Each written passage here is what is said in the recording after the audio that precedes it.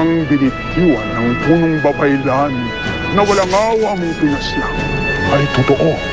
Isang sanggol na babae na may kambalas nga ang ngayon nabubuhay sa sinapupunan ng kanyang ina na pagdating ng takdang panahon ay siyang tikitil sa iyo.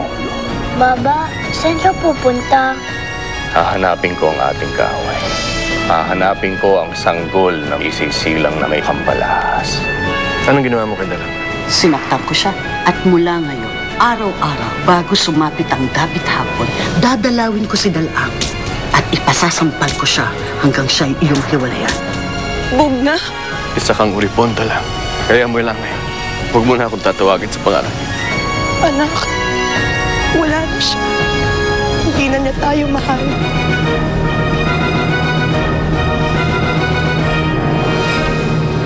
Naghahanda na po si Baba para sa kanyang paglalakbay bukas. Alam ko, anak. Eloy, bakit po ba kailangan saktan ni Baba yung sinasabi po ng sanggol na isisilang? Dahil ang sanggol na yon ay isang kaaway. Isang kaaway na maaaring magpabagsak sa katayuan ng iyong baba pagdating ng araw. At maaaring umagaw sa ating pungsod at nasasakupan. Ngunit isa lamang siyang sanggol, Eloy.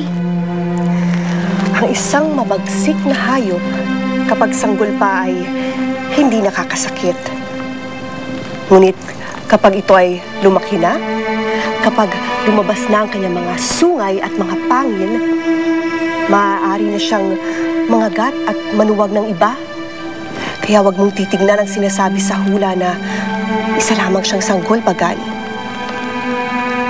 Isa siyang kaaway. Isang mabagsik na hayop na balang araw ay sasakmal sa ating lahat.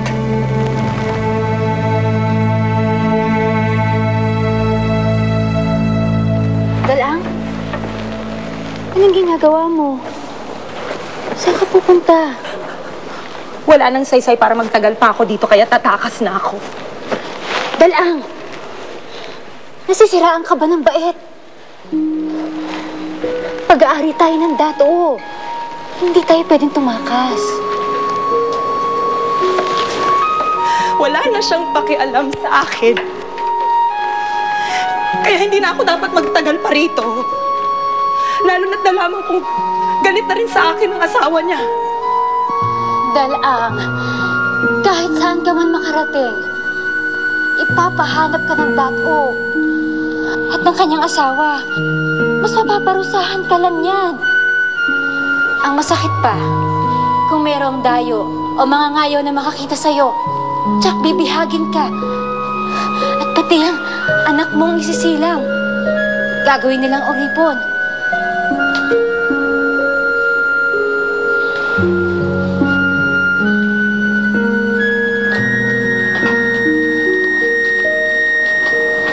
Dalang, mas magiging ligtas kayo rito.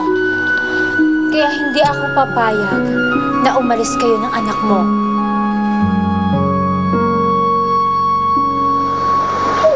Baba.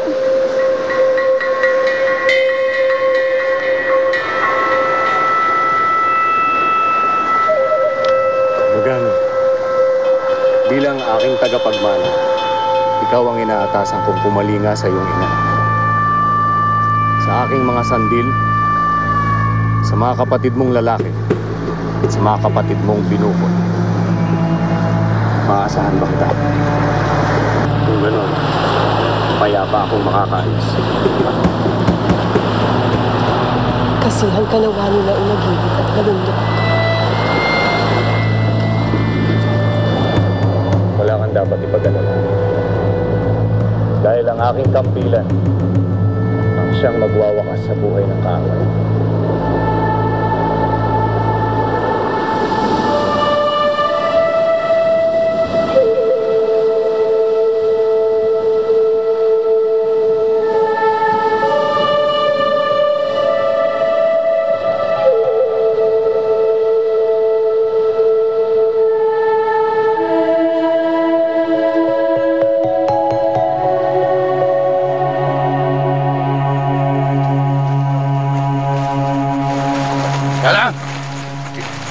Pinapatawag kang Dian Lamitan. Ngayon din.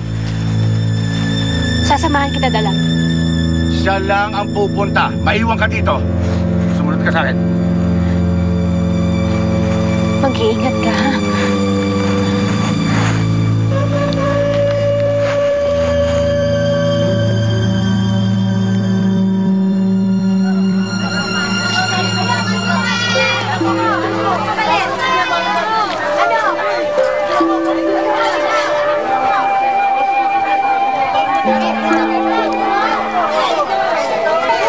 Dian Lamitan! Kasama ko na si Dalang.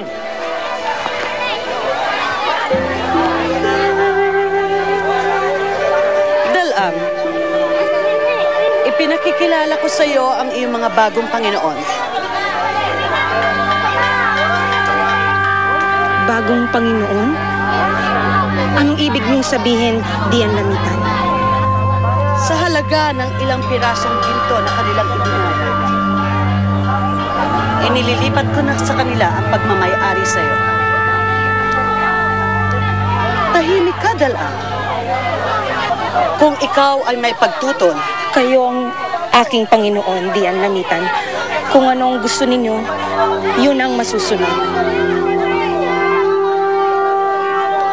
bawa dia hari sini. Tatay Wakio, kinakaisiwa si Di Xiongteo. Kamu tak boleh! Bawa dia! At bakit hindi, Awi? Naikalakal ko na siya. Hindi na siya pag-aari ng dado. O maaari mong ipagbili si Dalang dahil isa siyang oripon. Subalit hindi ang kanyang dinadalang sanggol. Dahil ang sanggol na dinadala niya ay isang timawa. Bilang anak ng ating Datwo. Kaya hanggat hindi na isisilang ang sanggol, hindi siya maaaring umalis sa ating bangwa. Dahil yun ang ating batas at yun ang dapat nating sundin.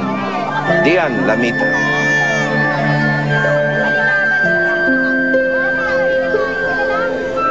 Lubos ako nagpapasalamat sa ginawa mong pagtatanggol kay Dalang Mabuawi.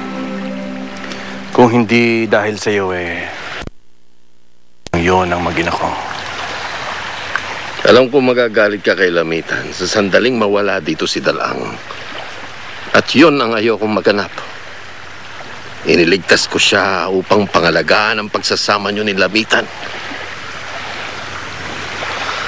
Umaasa ako na sa ginawa ko ay tutuparin mo ang ating napag-usapan.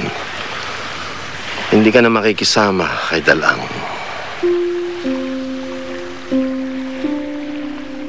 Dalang, kumain ka na. Aba, hindi pa pwedeng hindi. May anak kang kailangan mabuhay. Kumain ka na. Iniisip ko kasi ang galit sa akin ni Dian Lamitan. Alam kong hindi itong huling paparusahan niya ako. Hindi ko maintindihan kung bakit galit na galit siya sa'yo. Samantalang, kaugalian naman natin na magkaroon ng kaulayaw at iba pang mga asawa ang Datwo o isang timawa. Nauunawaan ko siya. Masakit sa loob na may kahati ka sa mahal mo. Ngayon nagsisisi ako kung bakit ko minahal ang ating Dato. Dalang, huwag mong pagsisihan. Lalo na ngayon, magkakaanak ka na. Siya na nga lang ang nagpapalakas ng loob ko. Ang aking anak. Kaya gusto ko na siyang isilang. Gusto na kitang makita. Gusto na kitang mayakap.